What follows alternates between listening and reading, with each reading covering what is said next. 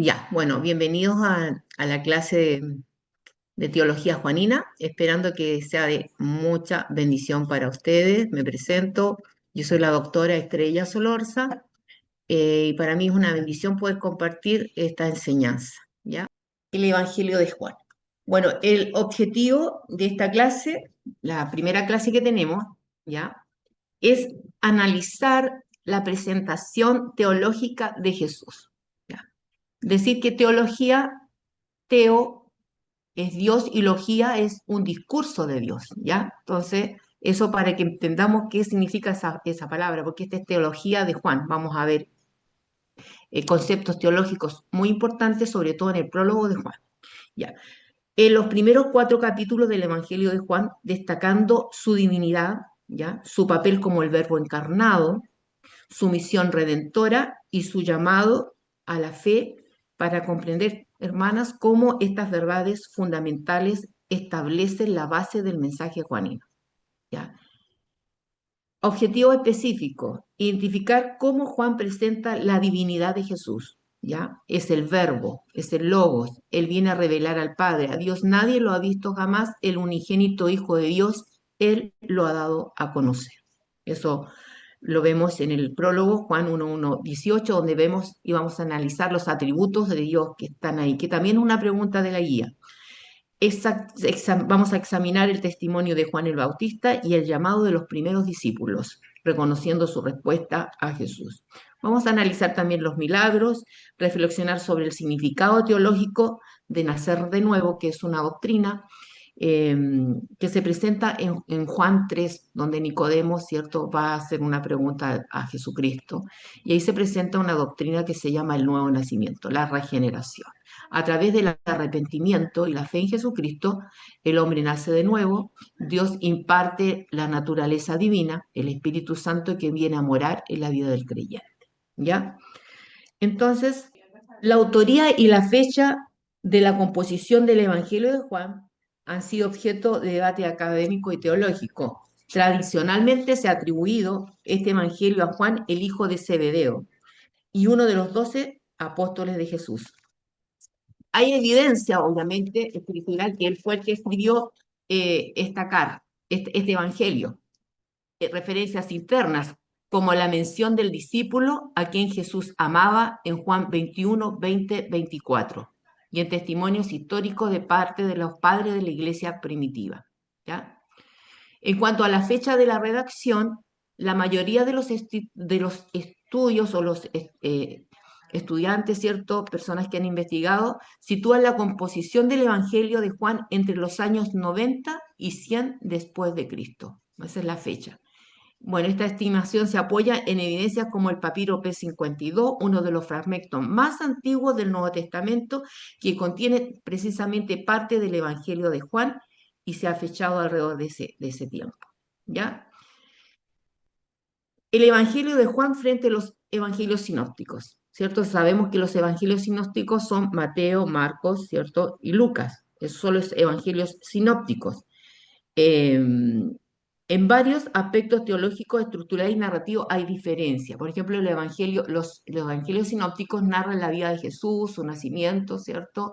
En Mateo, Marcos, Lucas, pero se distingue el evangelio de Juan de ellos, que es más teológico, el evangelio es más profundo, ¿ya? Juan profundiza mucho más en las doctrinas, ¿ya? Como lo vamos a analizar, ¿ya? Los 3 evangelios sinópticos comparten una gran cantidad de contenido, como las parábolas de Jesús, los milagros y las narrativas del reino de Dios. En estos evangelios, el enfoque principal está en las enseñanzas y acciones de Jesús durante su ministerio en Galilea y también en Judea, ¿ya? Pero el Evangelio de Juan presenta una selección distinta de eventos, ¿ya? Muchos de los cuales no se encuentran en los sinópticos. Por ejemplo, no incluye parábolas como los otros, ¿cierto?, evangelios, ¿ya? Pero sí una serie de discursos largos y profundos de Jesús. Además, se enfoca más en los encuentros personales de Jesús con individuos como, por ejemplo, la mujer samaritana, el que está en Juan capítulo 4, y Nicodemo, Juan capítulo 3, ¿ya? Ahí tenemos entonces el importante eh, saber esto, cuál era la distinción de ambos, tanto de los sinópticos con Juan. Propósito del Evangelio de Juan, usted tenga su Biblia ahí con el Evangelio porque vamos a ir viendo segmentos y en Juan 20:31 encontramos el propósito del Evangelio de Juan. ¿Cuál es ese propósito? Ahí está. Pero estas cosas se han escrito para que creáis que Jesús es el Cristo, el Hijo del Dios, y para que al creer tengan vida eterna en su nombre. Ahí está, Juan, lo leí en la versión NTV, ya por si acaso, nueva traducción viviente, Juan 20:31. Entonces, aquí vemos cuál es, cuando bueno, el último libro de la Biblia, ¿cierto?, ante el Antiguo Testamento es Malaquías. Y ahí hay un periodo de silencio que se llama periodo intertestamentario, donde no hubo voz profética. Pero ¿quién rompe el silencio de esos 400 años en Juan? Y la presentación que él hace de Jesús es la siguiente. He aquí el Cordero de Dios que quita el pecado del mundo. Esa es la presentación que hace Juan de Jesús. Él está interesado y decir, Él es el Mesías, Él es el Hijo de Dios, Cristo es el ungido, Él es el Mesías, para que ustedes crean y puedan tener vida eterna en su nombre. Ese es el propósito de Juan. Entonces, aquí vemos un propósito doble, que es apologético, porque dice, para que crean que Jesús es el Cristo, el Hijo de Dios, por eso que están los milagros, todos esos eventos, ciertos milagros, declaran que Él es Dios, que Él es Dios, que es el Hijo de Dios, que es el Verbo que se encarnó, ¿ya? Entonces, para que crean que Jesús es el Cristo, el Hijo de Dios, y también evangelístico, ¿en qué sentido? Para que creyendo en Jesús tengan vida eterna. ¿Cierto? Para que sean hijos de Dios. Juan 1:12 dice que el que cree en el Hijo es hijo de Dios. No todos son hijos de Dios, sino que aquellos que han creído a Jesús. Entonces, en resumen de todo esto, Juan presenta a Jesús como el Verbo eterno. Siempre cuando van a estudiar esta carta tengan en mente este propósito. De ahí van las historias desarrollándose. Entonces, Juan presenta a Jesús como el Verbo eterno, el Mesías y el Hijo de Dios, quien entrega el regalo de salvación a la humanidad. Y esta es la vida eterna. ¿En qué consiste? En que te conozcan a ti, el único Dios verdadero. Y las personas responden, ya sea por aceptación o rechazo de esta salvación, que solo viene por creer en Jesús, porque la salvación es un regalo inmerecido, somos salvos por gracia, ¿cierto? Y él y Jesús es el Mesías, Él es el Hijo de Dios y Él es nuestro Salvador, ¿ya? Dentro de las preguntas que están en la guía hay una que me gustaría desarrollarla, que dice, identifica los atributos de Dios que aparecen en esta sección, en el prólogo. El prólogo está en el capítulo 1, del 1 al 18, para que lo tengan ahí en mente, porque hay atributos, ¿cierto?, de Dios. De Juan capítulo 1, del 1 al 18, vemos un atributo que no son incomunicables, es decir, solo Dios lo tiene, porque hay atributos que son comunicables de Dios, que es misericordioso, nosotros podemos también con la ayuda de Él tener esa característica en nuestro carácter. Pero hay atributos que son incomunicables, que son las cualidades de Dios. Y es aquí donde se presenta, donde habla de la eternidad, porque dice, en el principio era el verbo, versículo 1. Este versículo subraya que el verbo que es Cristo ya existía antes de la creación del mundo. ¿Ya? Eso declara que Él es Dios. No es alguien creado, como lo pueden decir sectas, ¿cierto? Sino que Él es Dios. Él es eterno. Dios es eterno y su principal y su principio, sin principio ni fin, lo que refleja su naturaleza fuera del tiempo. Ahí lo vemos en Juan 1, en el principio del verbo.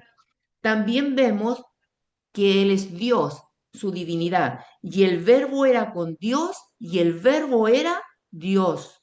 Este es un atributo fundamental entonces de la divinidad de Cristo. Yo les comentaba que Juan es más teológico, más profundo, como vemos a Jesús en los evangelios. Ya él profundiza mucho más sobre estas doctrinas, ahí está el exegetazo, ¿cierto? Él vino a revelar al Padre, la palabra, el logos, él vino a revelar al Padre porque solo Dios puede revelar a Dios, porque a Dios nadie lo ha visto, dice Juan, el unigénito Hijo, él lo ha dado a conocer, ¿ya? Entonces, la divinidad de Jesús, la unidad de la esencia de Jesús con el Padre, afirmando la plena divinidad con Cristo. Yo y el Padre uno somos. También vemos otro atributo que Él es creador, porque dice, todas las cosas por Él fueron hechas, y sin Él nada de lo que ha sido hecho fue hecho. Este atributo muestra a Dios como creador soberano, ¿ya? Todo lo que existe fue creado por medio del Verbo, que es Jesucristo, ¿ya? ¿Ya? Lo que también afirma la soberanía de Dios sobre toda la creación. Pero dice, por la palabra fueron hechos los cielos y la tierra, ¿ya? El Verbo, Él era Dios. Y Él es Dios. Por eso que eso, el milagro de la boda de Canaán, todos van apuntando, Él es Dios, es el Mesías, ¿ya? Es el Salvador que vino al mundo a darnos esa oportunidad de poder entrar al Padre a través de Jesucristo. Vida. En Él estaba la vida y la vida era la luz de los hombres. El Verbo es la fuente de toda vida, disculpen. Vida física y espiritual. Este es un atributo clave de Dios. Él da vida y sostiene la vida de toda la creación. Jesús es la vida misma y Él reside la vida eterna. Quien lo recibe, recibe la vida abundante, obviamente, y la vida eterna, ¿ya? La luz en las tinieblas resplandece y las tinieblas no las comprendieron. Aquí la luz representa la pureza, la santidad y la verdad de Dios. Si usted va leyendo acá, yo tengo aquí la versión PDT, yo les recomiendo siempre leer distintas versiones, la NTV, la PDT, es como más clara, ¿cierto?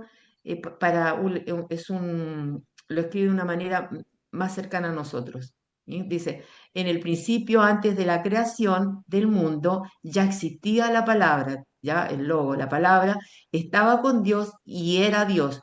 Estaba ahí con Dios en el comienzo, todo lo hizo por aquel que es la palabra. Sin él nada habría sido hecho. En él estaba la vida y la vida era la luz de los hombres. Bueno, así lo presenta. Entonces podemos ver ahí la divinidad de Jesús y su relación con el Padre, ¿ya?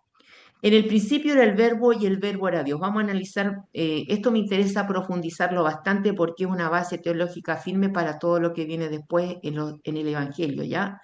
Entonces, en el principio era el verbo era con Dios y el verbo él era Dios, ¿ya? Esta estaba en el principio con Dios. Todas las cosas, dice, fueron hechas y sin él nada de lo que ha sido hecho fue hecho, ¿ya? Aquí la palabra en griego es logos, porque la Biblia se escribió en griego koiné, ¿cierto? Hay partes en arameo y otro idioma, pero el Nuevo Testamento fue escrito en el griego koiné. Logos se traduce como verbo o palabra, por eso es que en algunas traducciones no dice palabra, ¿ya? Esta palabra tiene una profunda connotación filosófica y teológica. En el contexto griego, logos hacía referencia al principio divino que ordenaba y daba sentido al universo. En Juan, logos se refiere a Jesucristo, la manifestación y comunicación de Dios mismo. Es el agente a través del cual todo fue creado. En el principio, la frase en el principio conecta directamente con el inicio de la creación. Vamos al Génesis, sin eliminar a Génesis 1:1. Esto implica que el logos, antes de la creación del mundo, y es eterno. Dice, el verbo era Dios. Este es uno de los pasajes más claros sobre la deidad de Cristo, ¿ya? Juan afirma categóricamente que Jesús es el Logos y es completamente divino, ¿ya? La creación a través del Logo, dice, todo fue hecho por medio de él, destacando el rol del verbo en la creación del universo, ¿ya? Vamos a Juan 1, del 4 al 5. Usted vaya conmigo en esa lectura, ¿ya? Para que vamos siguiendo, pues lo estoy estudiando verso a verso, ¿ya? Es un estudio inductivo, ¿ya? Juan, capítulo 1, versos 4 y 5, la luz y la vida. En él estaba la vida y la vida era la luz de los hombres. La luz en las tinieblas resplandece y las tinieblas no la comprendieron. La palabra clave en griego es zoe, sos, se traduce como vida, ¿ya? Y se refiere a la vida espiritual y eterna que proviene de Dios. Y fos se traduce como luz. Y en el contexto bíblico, la luz, ¿qué significa? La revelación de Dios y la salvación que Cristo trae a la humanidad. Él es, Jesús lo dice ahí mismo, yo soy la luz del mundo. ¿Ah? El que cree en mí nunca más va a andar en tinieblas. ¿Ya? La vida y la luz están inseparablemente unidas en Cristo. Él no solo da vida física, sino también vida espiritual. ¿Ya?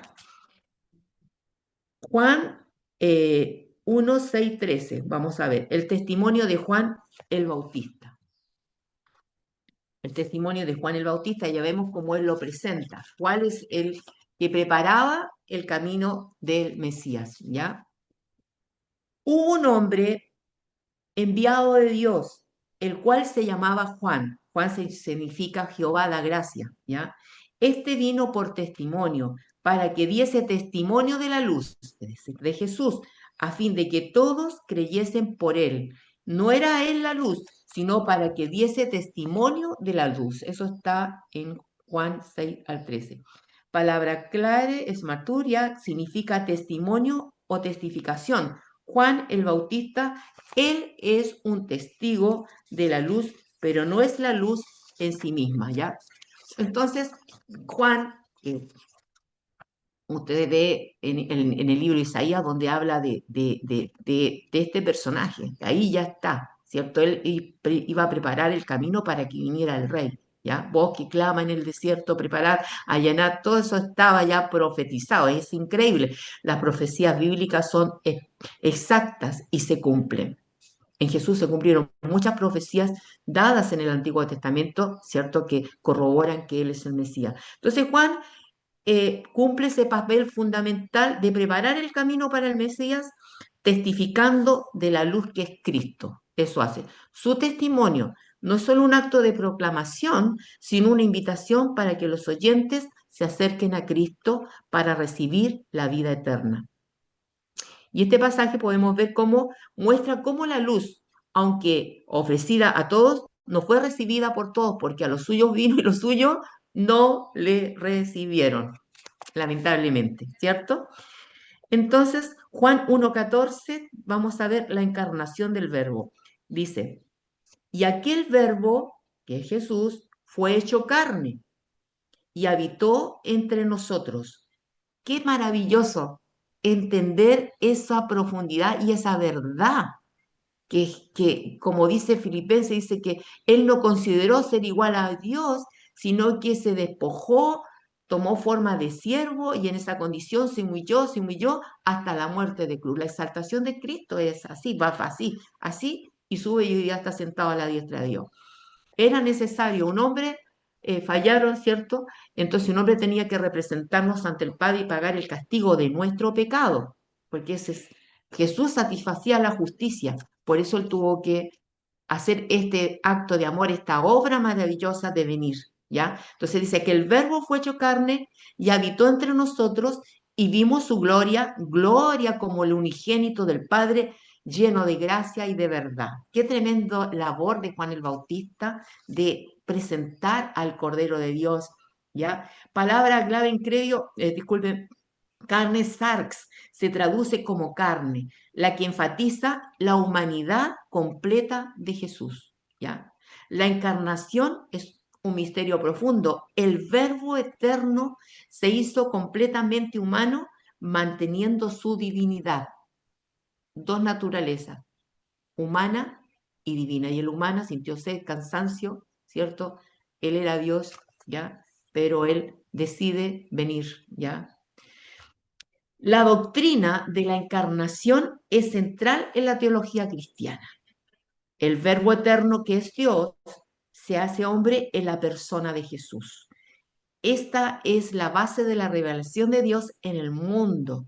permitiendo entonces que los seres humanos vean la gloria de Dios de manera tangible, ¿ya? Jesús se describe aquí lleno de gracia y de verdad, ¿ya? Esto se refiere tanto a la relación de Dios con la humanidad como a la fidelidad de Jesús en su misión redentiva. Emanuel, Dios con nosotros, eso está en los evangelios sinópticos, ¿ya?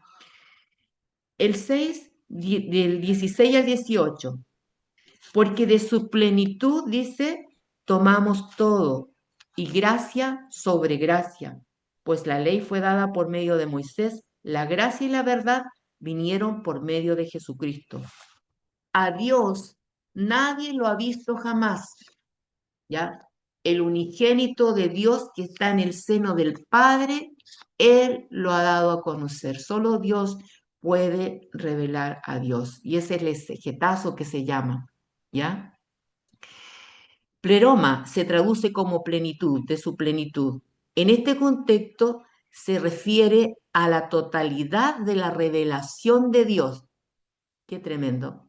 Que se encuentra en Cristo.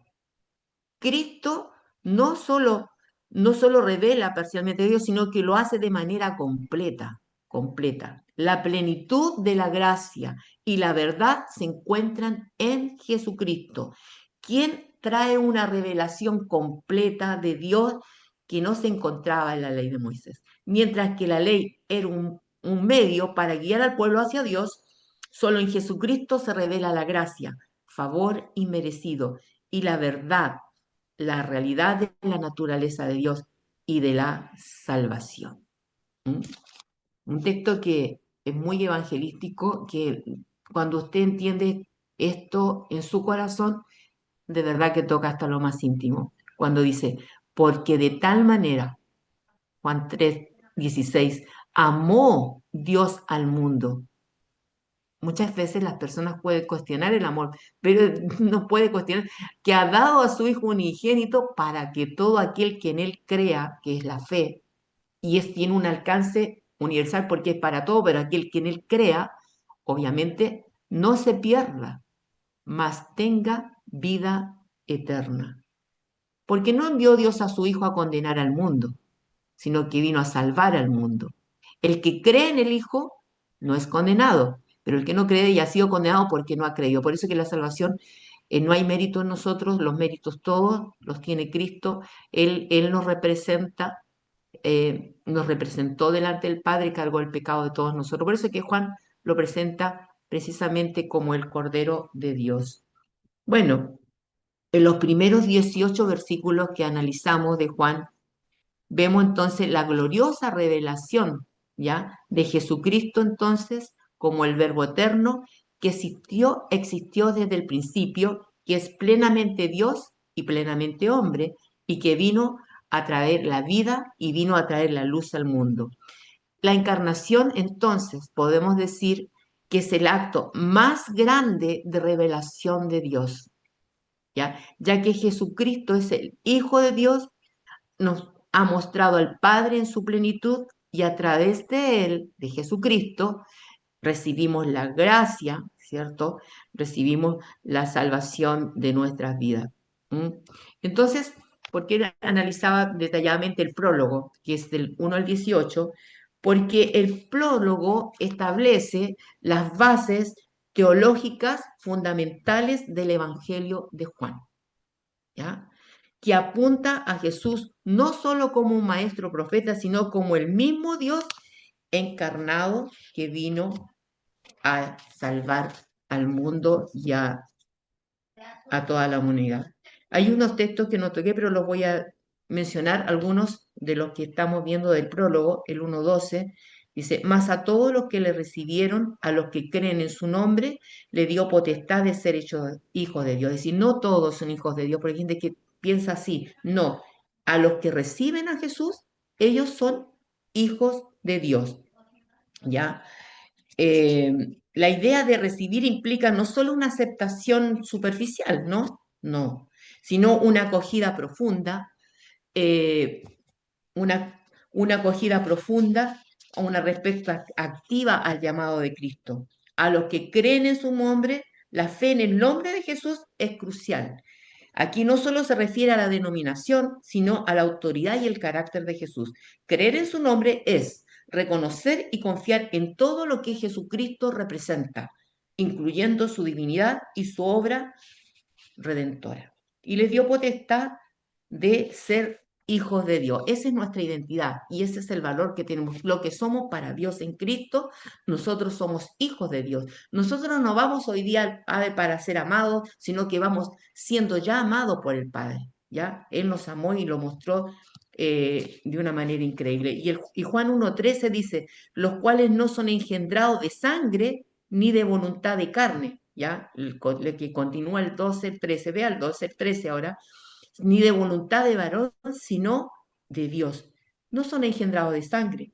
Esto significa que la adopción como hijo de Dios no depende de la herencia física, de la raza o de la genealogía. No, no es por ser descendiente de Abraham ni por la herencia humana, ni de voluntad de carne ni de varón. La voluntad humana, tanto de los padres como de la carne humana. No es lo que origina el nuevo nacimiento. La salvación no depende de esfuerzos humanos, sino de Dios mismo, sino de Dios. El nuevo nacimiento es un acto soberano de Dios. La regeneración es una obra de Dios, no algo que los seres humanos puedan lograr por sus propios medios. ¿Ya?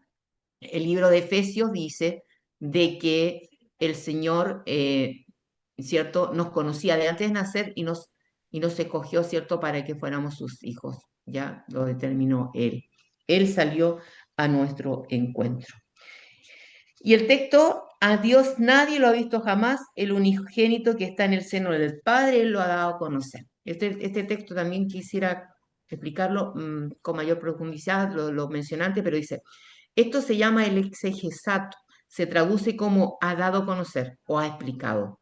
Este verbo tiene la idea de haber ser algo claro y comprensible, de revelar algo de manera completa. En este caso significa que Jesús ha revelado de manera perfecta y completa al Dios y Padre. ¿Ya? Por eso dice a Dios nadie lo ha visto jamás, el unigénito Hijo de Dios, Él lo ha dado a conocer. Resumen. En Juan del 1 del 11 al 13 vemos la increíble gracia de Dios ofrecida a todos los que reciben y creen en Jesús, lo cual no depende, ya decíamos, de esfuerzo humano, sino de la voluntad soberana de Dios. El nuevo nacimiento espiritual es un acto divino, ¿ya? No un logro humano. Juan 1:18 nos reveló que aunque nadie ha visto a Dios en su totalidad, Jesucristo, el Hijo de Dios, Él lo ha dado a conocer, ¿ya? Al Padre. Esto subraya el papel central de Cristo como el medio para acceder a la plena revelación de Dios. El tema de la Biblia es la redención del hombre, ¿ya? Ahí está todo el tema general, ¿ya? El Antiguo Testamento se habla ya de Jesucristo. Génesis 3:15, el protoevangelio, una vez que Adán y Eva caen, ¿cierto? Dios habla que es un futuro alguien que le iba a dar un golpe en la cabeza a Satanás, ¿cierto? Más en el calcañar o en el talón. Y ahí ya se habla de un redentor, de que viene, ¿ya? La preparación, ¿ya? Y el Nuevo Testamento, ese redentor que se habló en el Antiguo Testamento, vino, Emmanuel, Dios con nosotros, ¿ya? Después vamos al libro de Hechos.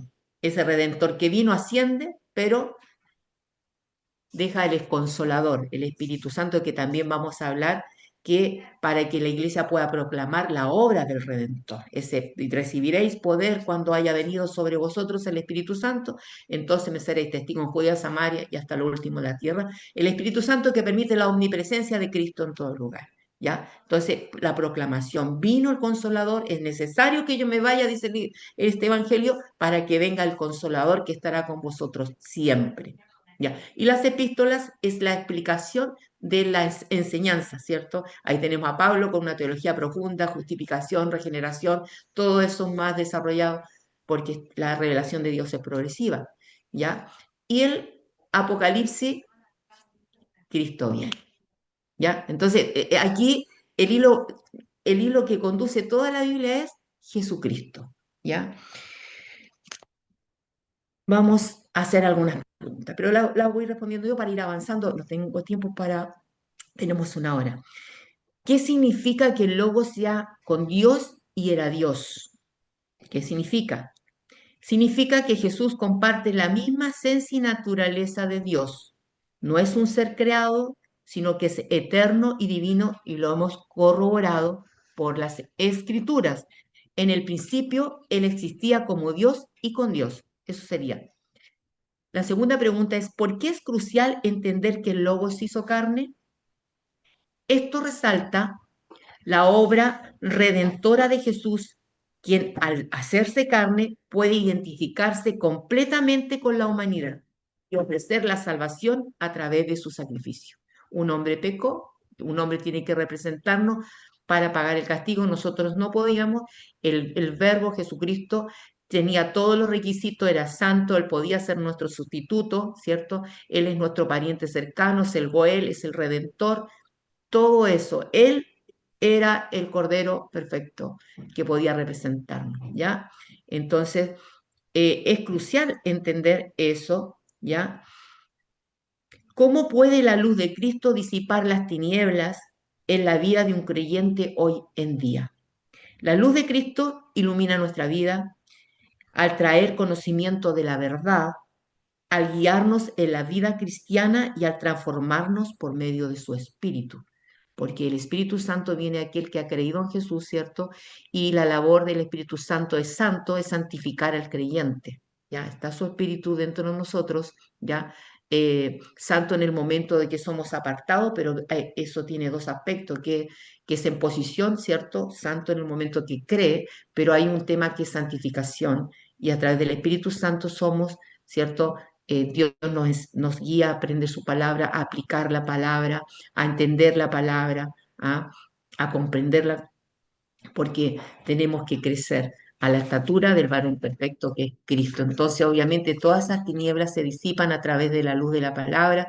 El hombre cree la palabra, la aplica la palabra y el Espíritu Santo le guía no a las obras de la carne, sino que a las obras del Espíritu. Es decir, nos da poder para resistir al mundo, al demonio y la carne. Antes no podíamos en nuestro estado espiritual de muerte, muertos en delitos y en pecados, pero al llegar Cristo, la luz de este mundo, cambió nuestra vida, cambió nuestra naturaleza. Ahora tenemos la naturaleza divina, luchamos con nuestra naturaleza de carne, pero Dios en Cristo nos da la victoria siempre, ¿ya?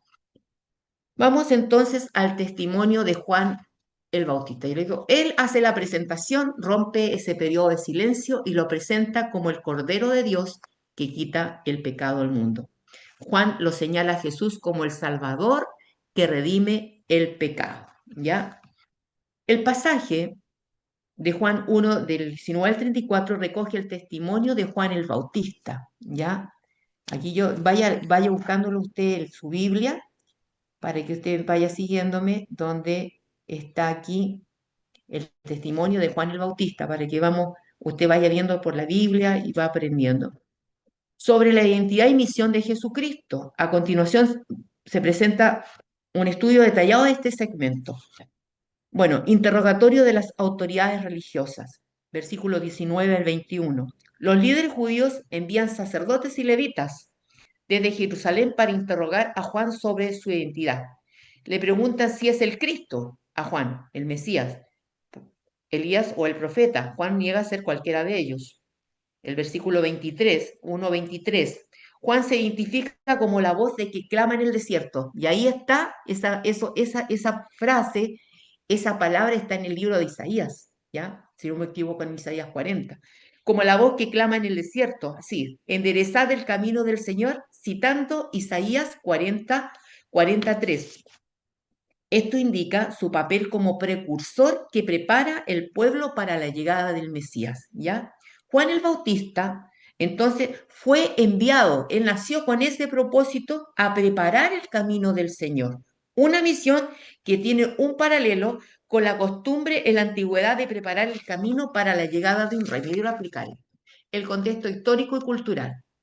En tiempos antiguos, cuando un rey iba a visitar una ciudad o región, se enviaban mensajeros por adelantado para anunciar su llegada y preparar el camino.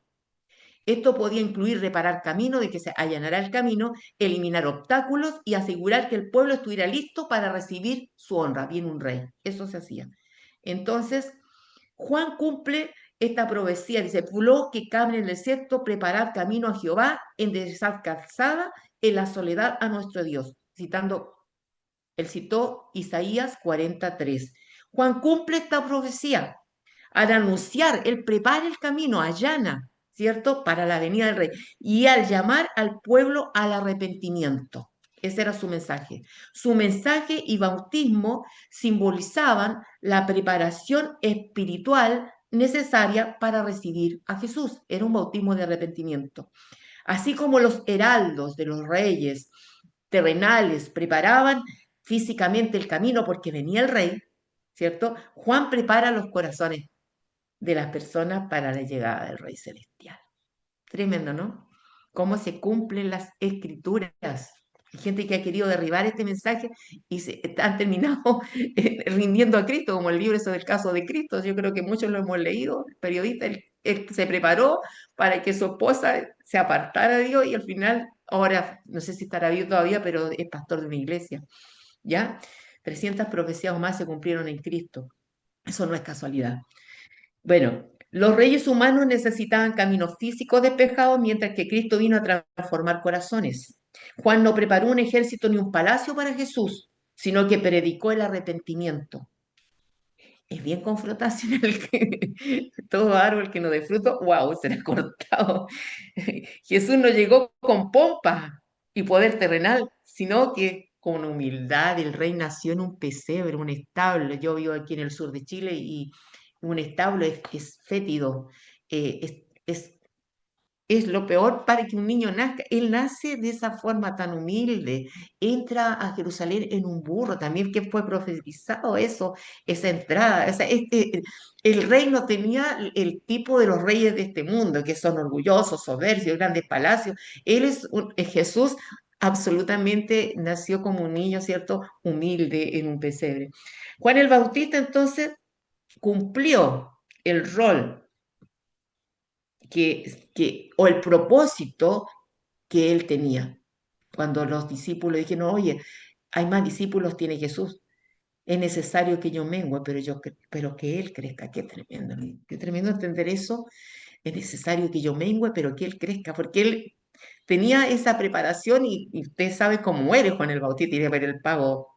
No, él cumplió, porque nosotros nacemos bajo un propósito divino. ¿Sí?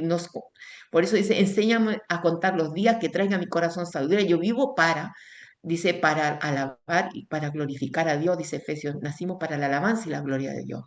Y dice, para la alabanza y la gloria de Dios, ¿qué? ¿Cómo? Reflejando su imagen, el amor de Jesús, la paciencia de Jesús, la bondad de Jesús. Cada vez que usted refleja la imagen de Jesús, le da la gloria a Dios, porque lo está honrando.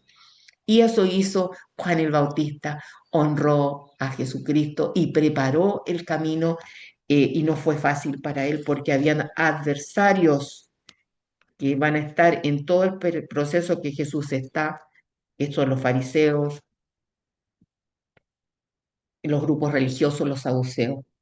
El 25-27 estamos recién en el capítulo 1, cuando le cuestionan sobre su autoridad para bautizar, Juan responde que bautiza con agua, pero anuncia la presencia de alguien entre ellos a quien ellos no conocen, del cual yo no soy digno, dice, desatar la correa del calzado. Esta expresión resalta la superioridad y santidad de Jesús.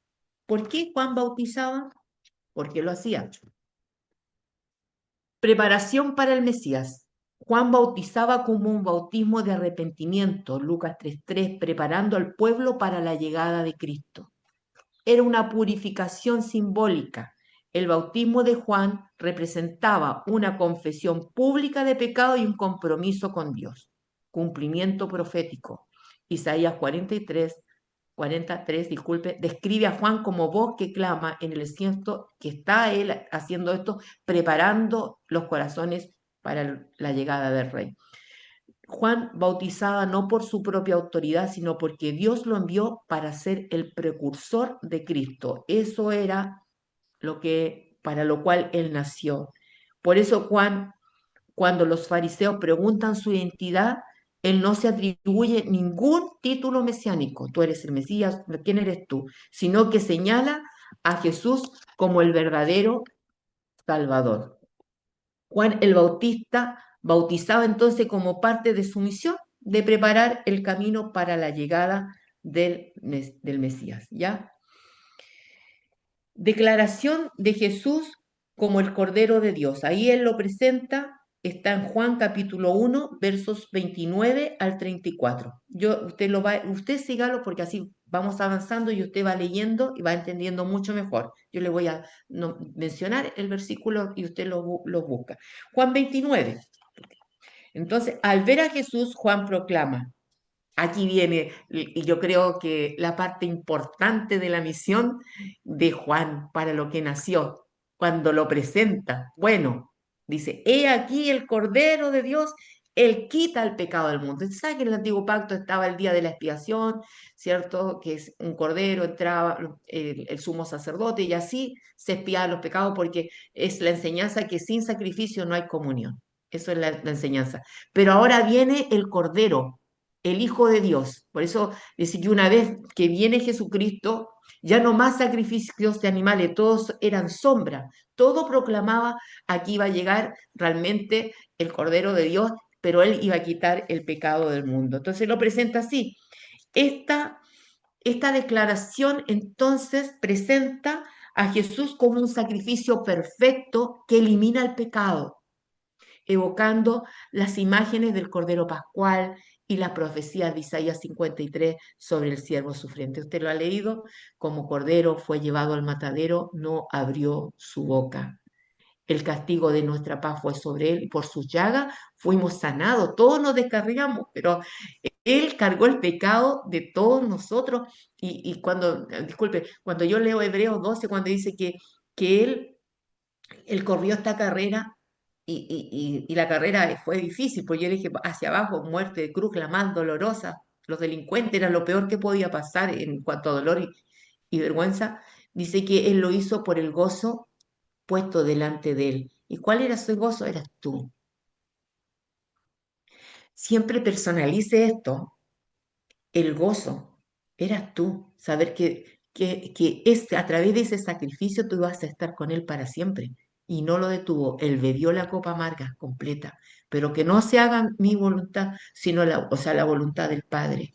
Ahí Él bebió la copa amarga. Nunca olvidemos eso, porque el perdón trae para nuestras vidas gozo. Entonces Juan el Bautista da ese testimonio que es el Cordero de Dios, que Él quita el pecado del mundo. La designación de Jesús, entonces como Cordero de Dios tiene profundas raíces en la escritura, profundas. En el Apocalipsis, ahí está el Cordero en capítulo 5, se presenta como del linaje de David, ¿cierto? El león de la tribu de Judá, que está como un cordero inmolado. Así se presenta. Es tremendo conocer la Biblia en profundidad. No nos puede dejar insensibles. Por eso es importante que profundicemos. Tenemos que conocer de Dios y tenemos que tener la mente de Cristo. ¿Ha pensado en eso? Tener la mente de Cristo. Bueno, la designación de Jesús tiene raíces profundas en las Escrituras. Esta expresión utilizada por Juan el Bautista en Juan 1:29 señala a Jesús como el sacrificio perfecto y definitivo por los pecados de la humanidad. ¿Se acuerda cuando el pueblo de Dios fue liberado? La última plaga fue los de los primogénitos, ¿no? Entonces el pueblo, ¿qué tenía que hacer con cordero? Y con la sangre tenían que teñir los dinteles de las puertas, ¿cierto? De las puertas de los israelitas, ¿no?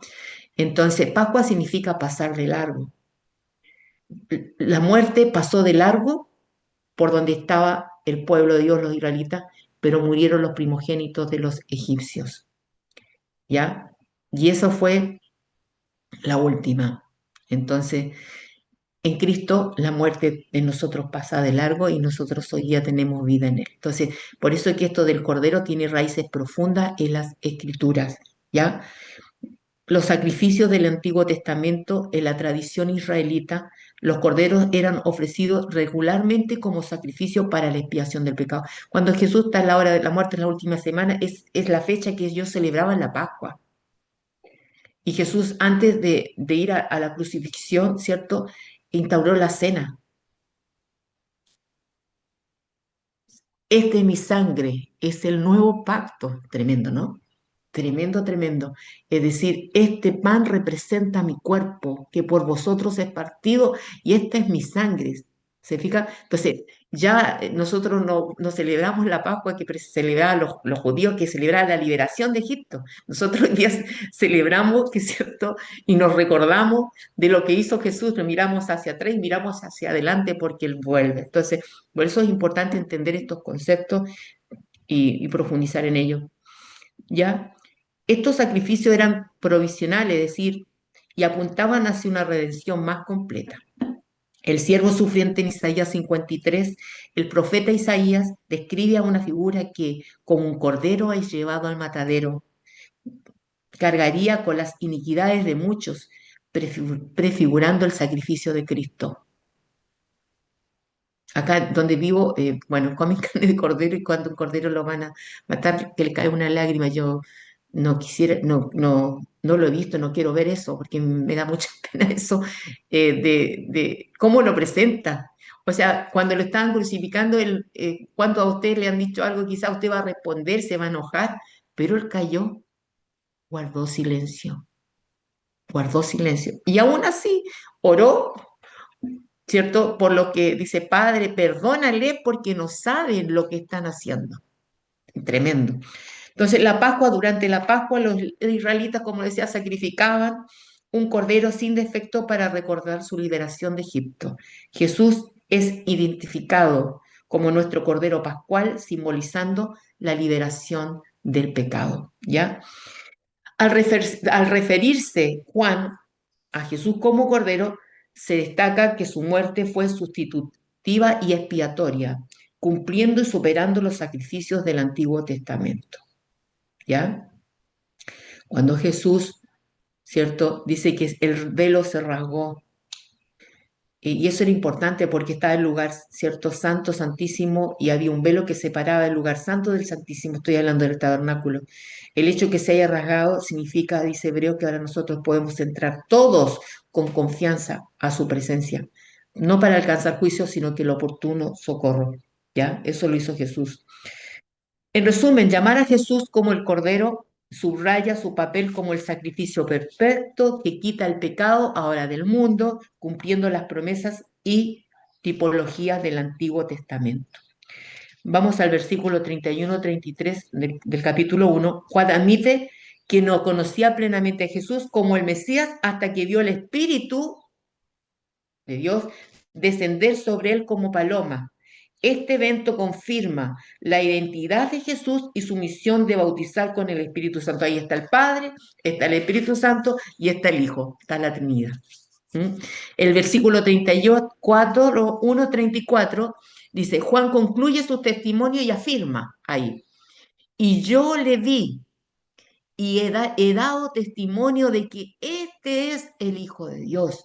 Esta declaración reconoce la divinidad de Jesús y su relación única con el Padre. Este pasaje entonces vemos y subraya la función que tuvo Juan el Bautista como testigo que prepara el camino para Jesús, identificándolo como el Cordero de Dios y el Hijo de Dios llamado a redimir al mundo del pecado.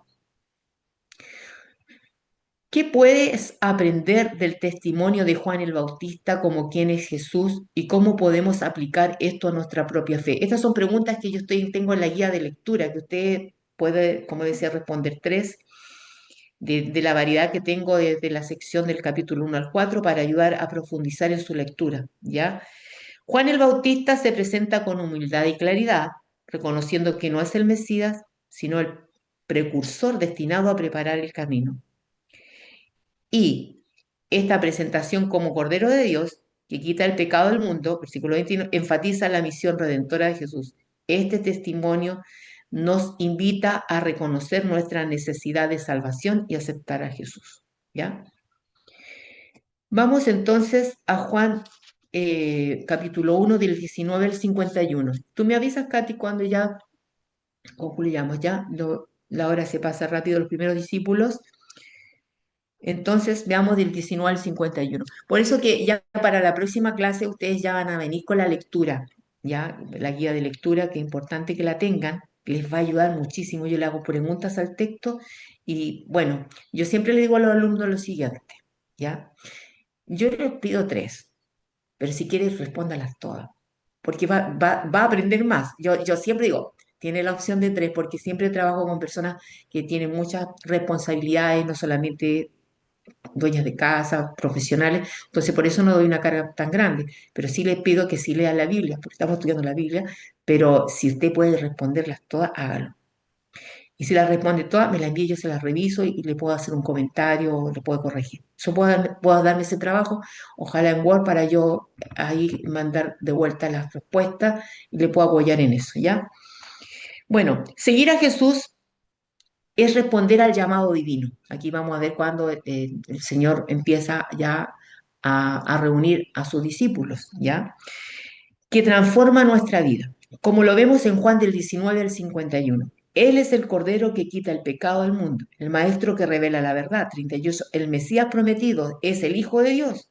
Sus primeros discípulos lo siguieron porque reconocieron en él la plenitud de la salvación y la verdadera razón de su existencia. Por eso le siguieron. Seguir a Jesús, ¿qué significa?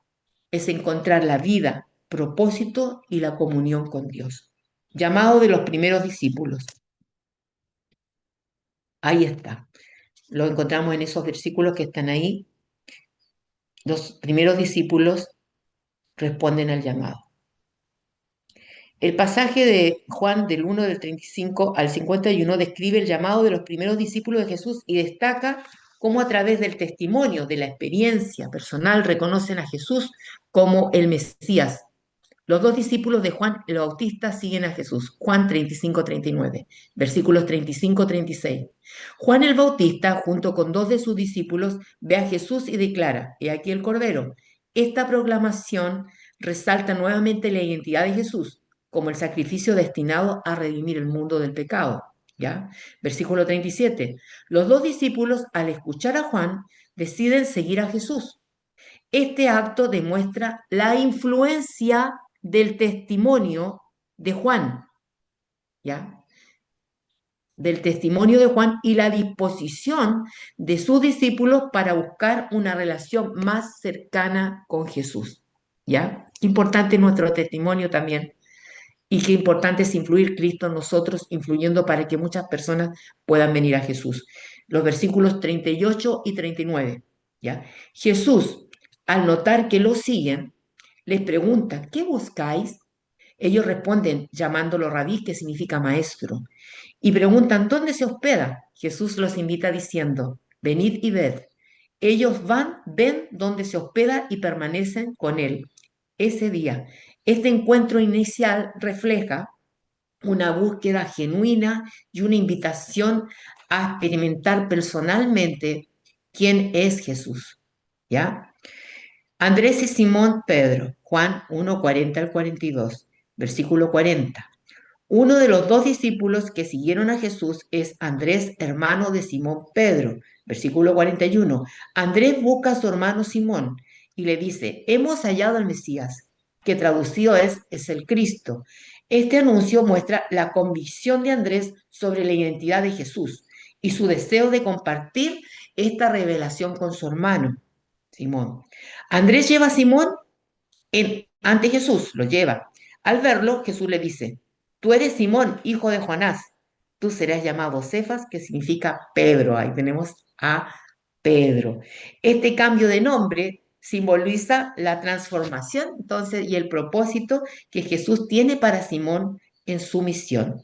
Su nombre simboliza entonces la experimentación, la transformación, disculpe, que experimentaría al convertirse en un testigo firme de la fe.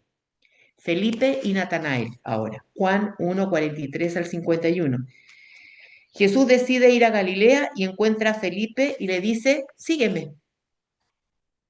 Felipe, originario de Bethsaida, la misma ciudad de Andrés, ¿ya? Y Pedro encuentra a Natanael y le dice, hemos hallado a aquel de quien escribió Moisés en la ley, así como los profetas, a Jesús, el hijo de José de Nazaret. Bueno, creo que ha sido una hora bien estudiada y, y bien productiva. Yo creo que ya la otra semana que nos encontremos, les invito, lean el Evangelio, los 4 capítulos, 8, ojalá, y puedan revisar la guía de preguntas que doy, porque les va a ayudar mucho en su lectura. En esto hay que ser muy disciplinada. Yo siempre digo a los alumnos, separen un tiempito de calidad, una horita y estudiar. Les va a ayudar. Háganlo con oración, es importante. Pero discúlpenme que me emocione, que cada vez que hablo de Jesús y de su obra, me cala profundamente. O sea, yo pasar por eso, como mujeres somos más de emociones, pero esto es racional también, porque la palabra aquí entra y toca las emociones y no me dejo de admirar del amor de Jesús, del amor tan grande no siendo pecador, no teniendo por qué hacerlo, lo hace. Entonces, cuando leo, por ejemplo, El Hijo Pródigo, y dice que el Hijo Pródigo lo gastó todo, en algún momento vuelve en sí, y cuando vuelve el padre lo buscaba, y ¿sabe lo que me impactó de esa historia? Cuando, cuando dice que el padre corrió a misericordia, es decir, abrazó un pecador.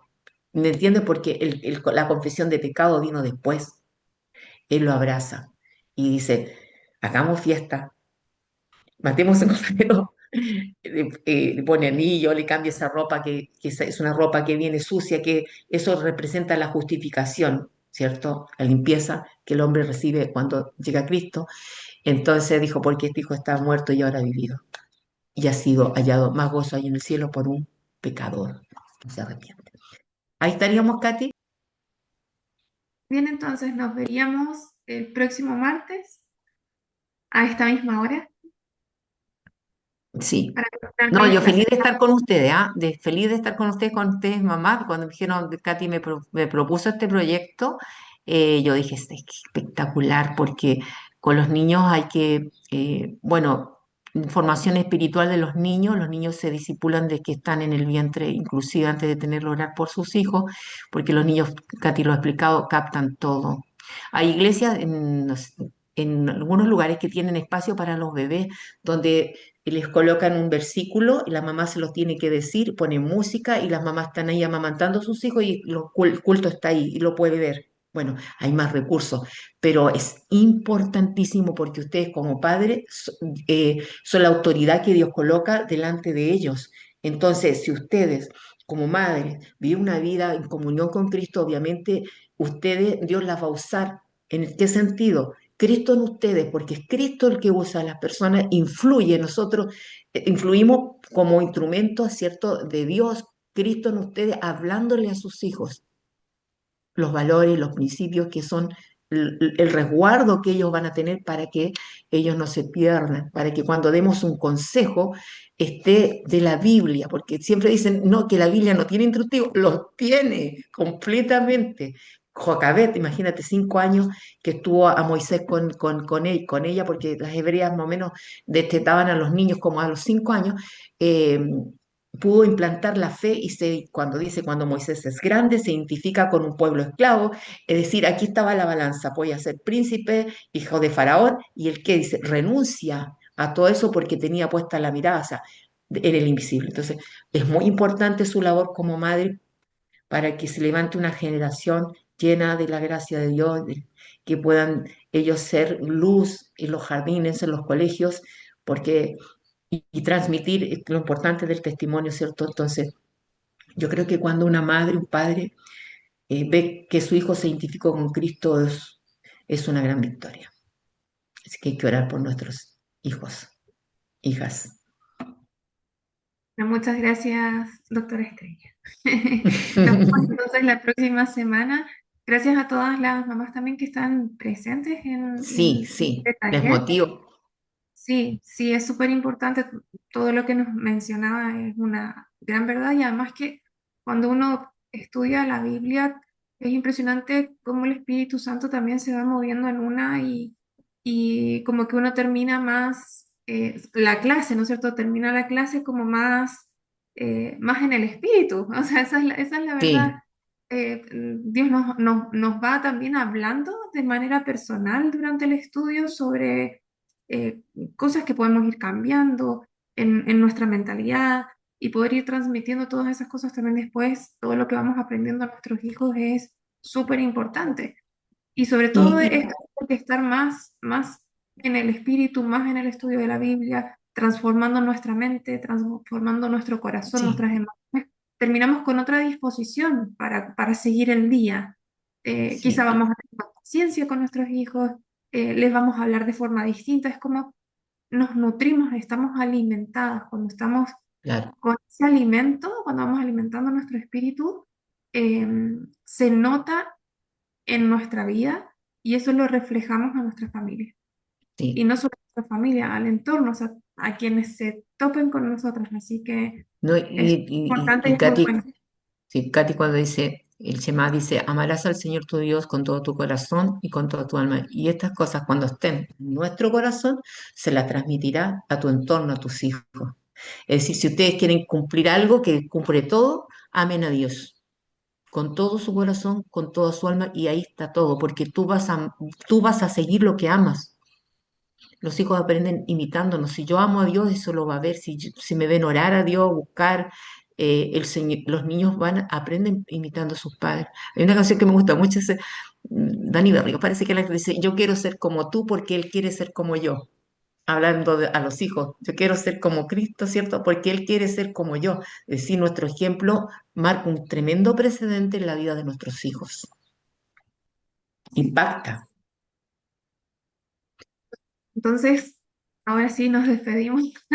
Sí. Un ratito más. Cariños, que tengan una linda semana. Yo oro por ustedes y ustedes oren también por mi vida, ¿ya? Muchas gracias. Así Que lo Dios les vamos a bendiga. Chao, Catita, nos vemos. hacer. Que Chao, estemos hermana todos Daisy, bien. Nos Jazmín, vemos. Agustina, Cecilia, Lisette. Que Dios les bendiga Chao. muchísimo. Igualmente a todas. Chao, chao.